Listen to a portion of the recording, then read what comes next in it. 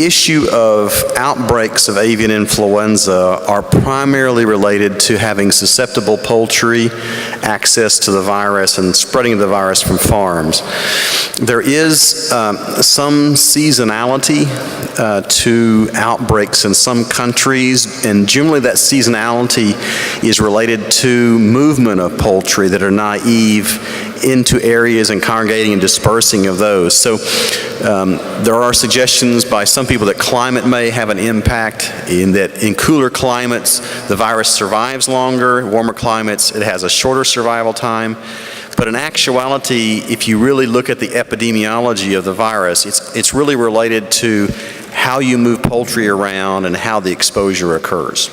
So for whatever country you would mention, whether it's India or it's China or whatever, the outbreaks are directly related to the exposure to the virus.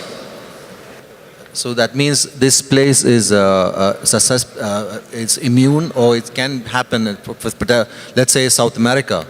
That place is kind of immune because of their climate?